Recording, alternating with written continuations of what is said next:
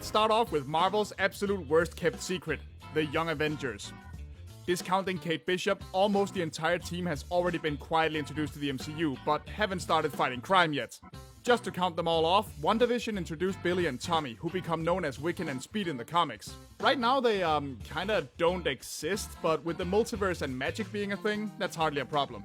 Then there's Patriot, Eli Bradley, who made a brief appearance in The Falcon and the Winter Soldier.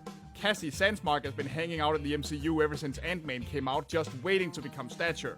Oh, and we've also got Miss America running around now, in case we want to include some later members. And finally there's Iron Lad, whose existence we can confirm simply by virtue of Kang and the Screwy timelines having already been established. So now we just need Hulkling, who we haven't really seen any hint of yet. But at this point it seems to be just a matter of time. We may need some multiversal, timey-wimey, magical finagling to make it happen, but hey, this is Marvel. That kind of stuff is just a normal Tuesday for them. Superhero fans are eagerly waiting for the return of everybody's favorite merc with a mouth. And why wouldn't they? After the character's first disastrous movie appearance back in X-Men Origins Wolverine, Ryan Reynolds fought tooth and nail to give us a faithful adaptation of Deadpool. And he succeeded with flying colors, entering the scene guns a-blazing a few years later, spitting quips like nobody's business. But despite this, Deadpool has been awfully quiet since the Disney-Fox merger, likely due to the X-Men and mutants not really having been fully introduced to the MCU. Yet. With Charles Xavier showing up in Multiverse of Madness, Kamala Khan being confirmed mutant rather than inhuman, certain Easter eggs in She-Hulk, and the X-Men 97 animated series on the way, the MCU gene pool is about to get majorly shaken up. How exactly this is going to happen is still anyone's guess, but it seems pretty likely that Wade will have a lot to say when it does. I've said it before and I'll say it again. As much as we all love Tom Holland, he's gonna have to hang up the tights sooner or later. And when that happens, it'll be high time for a new Spider-Man to start swinging through New York. With the explosive popularity Miles has enjoyed in the last few years, thanks to the Insomniac video games, the Marvel Spider-Man TV show, and Into the Spider-Verse, Miles is pretty much the first choice for becoming the new go-to wall crawler. And why not? He's certainly different enough from Peter to make things interesting, and he has his own spin on spider powers, what with his camouflage and electric shock abilities. We already know for a fact that he, and his uncle Aaron Davis, the Prowler, exist in the MCU thanks to that one scene in Spider-Man Homecoming. So now we just need a genetically enhanced spider with the munchies to head out for a little snack, and we'll have ourselves a brand new Spider-Man. Lately the MCU has been slightly more experimental with the tone of their properties. Multiverse of Madness leaned into horror imagery, Moon Knight had its darker moments, Blade is confirmed to be coming eventually, and the Werewolf by Night special drops very soon. So why not bring Ghost Rider back too? Now, I know it's hard to forget Nicolas Cage's wild performance as Johnny Blaze, but you gotta remember that first movie came out nearly 15 years ago. It's about time for a new Rider. While it still remains somewhat unclear whether or not the Agents of S.H.I.E.L.D. is actually canon to the larger MCU, the fourth Ghost Rider, Robbie Reyes, did show up there, and he is one of the main characters in the upcoming Midnight Suns game. So with that in mind, Robbie seems to be a perfect addition to the MCU roster of heroes. Someone just needs to decide whether he needs to be reintroduced or if he can pick up right where he left off from the Agents of S.H.I.E.L.D. Either way, the Spirit of Vengeance definitely deserves to get back on the big screen. Deep space adventures in the MCU have been largely confined to either the Guardians of the Galaxy, Thor, Captain Marvel, or the occasional Infinity War. But that doesn't mean there isn't still a huge universe out there that needs exploring and protecting. So, it seems about time to finally introduce Nova. The Nova Corps, a space militia primarily led by the Sandarians, has already been established in the MCU back in Guardians of the Galaxy, so someone could definitely get a hold of their sweet gear. But the question is, who will? The first choice would be Richard Rider, who debuted back in the 1970s and ended up being one of the founding members of the New Warriors, another team that the MCU could bring into the fold if they feel the need to keep introducing more new heroes. He's also been at the center of a few cosmic events such as Annihilation, so having him around for eventual adaptations of such stories might not be the worst idea. However, the second Nova, Sam Alexander, is probably the one more people recognize nowadays, especially with having served as one of the lead characters in the Ultimate Spider-Man animated series. He also tends to end up hanging out with many of Marvel's other current young superheroes like Ms. Marvel and Miles Morales, possibly planting the first few seeds for eventually giving us the Champions. One of Marvel's most powerful characters that would be extremely interesting to introduce to the big screen is no doubt the Sentry, the hero with the power of 1 million exploding suns, who nobody remembers exists. While he was introduced in the comics in the year 2000 as a sort of Marvel equivalent to Superman, Sentry's origin story goes all the way back to the golden age of comic books. Here, scientist Robert Reynolds drank a serum that later turned out to be a refined version of Captain America's Super Soldier Serum, which put his molecules 1 second ahead of everyone else and made him absurdly powerful.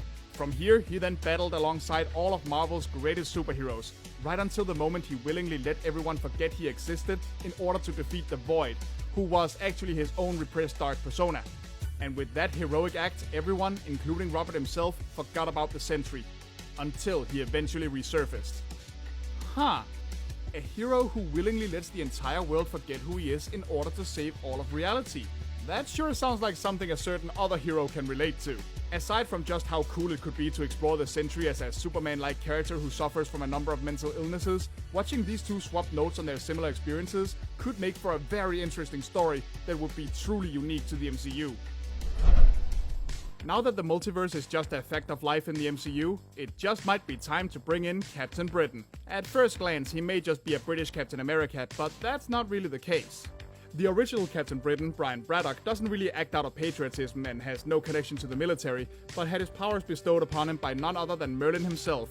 Or, well, Merlin with a Y, just to keep things fresh. But what's really interesting about Brian is his role as a member of the Captain Britain Corps.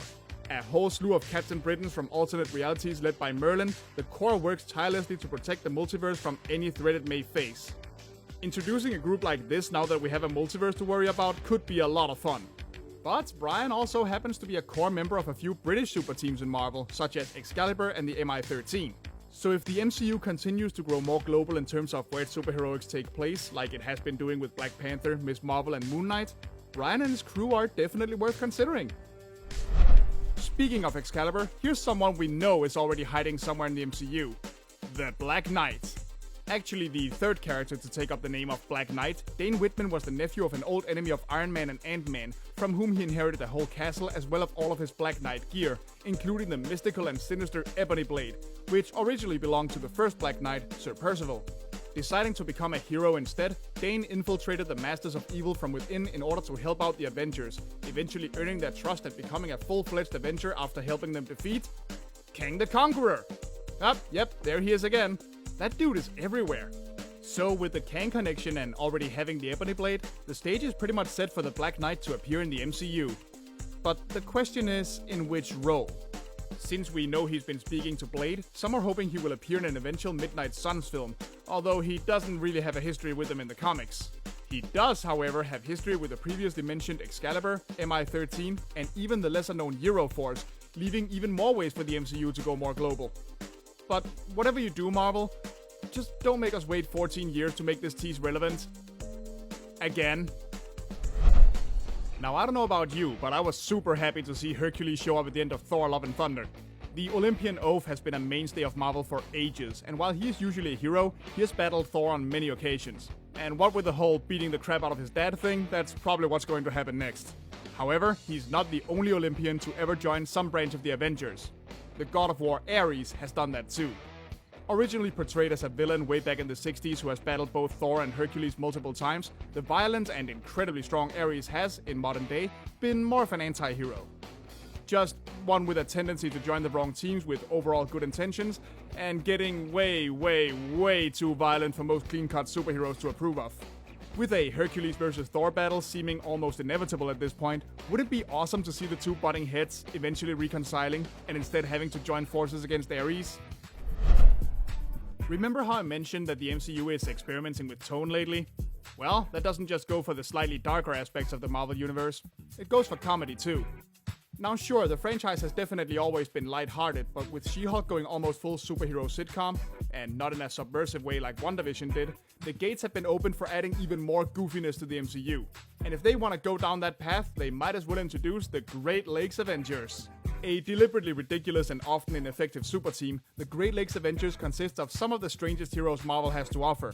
She-Hulk has already introduced the unkillable Mr. Immortal, but there's also the lame version of Reed Richards known as Flatman, Doorman who can, function as a door, the mass-shifting Big Bertha, and finally, the high-flying dinosaur. They even had Deadpool for a member that one time, and boy could Wade have some fun ripping into these ding-dongs. Now, to be real, we likely won't see the rest of the team, but personally, I would love to see the MCU embrace some of the fringe sides of the comics and just go hog wild with a pure, wacky, cartoony superhero comedy. And for that, there are no greater candidates than the good old GLA. Maybe they'll actually get Living Lightning to join them for real this time. For a long time, the Scarlet Witch and Vision were two of the MCU's most underutilized characters, right until WandaVision and Multiverse of Madness came along to try and fix that. But there is a third character who is very closely connected to both of them, namely Simon Williams, Wonder Man. Simon used to be a down-on-his-luck weapons manufacturer who blamed Tony Stark for his financial troubles, as rich dudes in Marvel tend to do, and ended up willingly letting Baron Zemo and the Masters of Evil give him superpowers so he could fight the Avengers, only to eventually regret this choice and become a hero for real. Now, there are many reasons why I would bring him up. Vision in the comics was originally created with a personality based on the then presumed dead Simon's brain patterns, and Simon later entered a romantic relationship with Wanda after her marriage with Vision ended. And given that the MCU doesn't seem to be quite done with Wanda just yet, there is definitely room to include him, possibly as a new love and part of an eventual redemption for her. Granted, with Tony having been dead for a while and MCU Zemo absolutely despising superhumans, Wonder Man would have to have his origin story pretty heavily revised. But hey, they're clearly working on it. We almost had Simon introduced back in Guardians of the Galaxy 2 as played by Nathan Fillion, and a live-action series is currently in development. But for now, we can only wonder when Wanda and Wonder Man will wander into each other's lives. In a post-Spider-Verse world, I don't have to tell you that Marvel is crawling with spiders. But not all of them are clones or come from alternate universes. Some of them are very much their own thing within the core Marvel universe, such as Jessica Drew, the Spider-Woman. Jessica has had a number of confusing and conflicting origin stories, from being the result of experiments carried out by the High Evolutionary, to being a Hydra agent who defected from the organization, and further still to having been mutated in the womb. But nonetheless, she has remained an important and unique Spider-Person ever since her introduction in the 70s. Sure, she can climb walls and has all the spider strength that Peter has, but she mixes things up with Miles Morales-esque venom blasts and pheromone powers that can repulse or attract others as she pleases. Not that she seems super fond of using it for understandable reasons. If Marvel ever wants to let Hydra return to prominence, leaning into Jessica's connection to them could certainly prove interesting. She does have a notable enemy in Viper, who both of them actually believe was Jessica's mother at one point. Plus, one of her other most prominent enemies happens to be the sorceress Morgan Le Fay, who definitely packs enough power to pose a major threat in the MCU's future. Now, we've talked a lot about the multiverse so far, and the opportunities it presents for bringing variants of already existing characters into the MCU. But what about characters like America Chavez, who are unique to the worlds they come from? Why not introduce more of those? Why not consider introducing the Squadron Supreme? Debuting in the late 1960s, the Squadron Supreme were basically a super team from an alternate reality that were meant to evoke the Justice League, with Hyperion as their Superman, Nighthawk as Batman, Power Princess as Wonder Woman, Dr. Spectrum as the Green Lantern, and the Wizard, don't laugh, that's actually his name, as the Flash. Despite being the de facto super team of their world, they have been manipulated into fighting the Avengers on several occasions by various villains, so they should be easy to introduce. The Squadron has also been used to explore some of the darker potentialities of the superhero genre, even before Watchmen later did the same, so that's another option.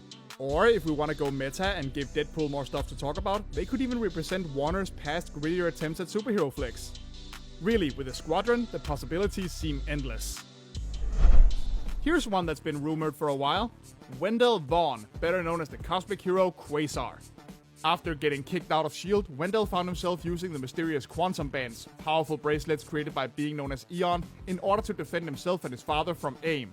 After this, he became Quasar, the protector of the universe. The quantum bands grant Wendell various energy manipulation powers, not the least of which is his ability to create solid energy constructs. That might sound a little familiar to viewers of Ms. Marvel, what with the MCU altering her abilities quite a bit, but Quasar's abilities stretch further than that, if you'll excuse the pun, which should keep him from feeling redundant. And hey, we can't let Nova hog all the space hero glory now, can we? A bit of healthy competition never hurt anybody. And hey, it wouldn't be one of my videos if I didn't throw in a complete wildcard. Tigra, known in her civilian identity as Greer Nelson, might not be one of the most well-known Avengers outside of comics, but she actually used to be a pretty notable character. After starting her career as a costume crime fighter known as the Cat, she was magically transformed into Tigra when she came into contact with a hidden race of humanoid cat people. Wielding the Cat's Head amulet, which allows her to switch back and forth between her tiger and human forms, she later joined the Avengers, where she struggled with her place on the team, being aware that her cat-like abilities weren't quite as impressive as many other members. which could certainly be an interesting angle to explore. I mean, what do you do when everyone else on the team seems to be way more powerful or skilled than you? Exactly where one would go about introducing Tigra is a big question though. She was most recently seen keeping tabs on Moon Knight in the comics, so she's not without entry points, but she would have to fit well thematically wherever she appears. She does have some history with Werewolf by Night though, so maybe?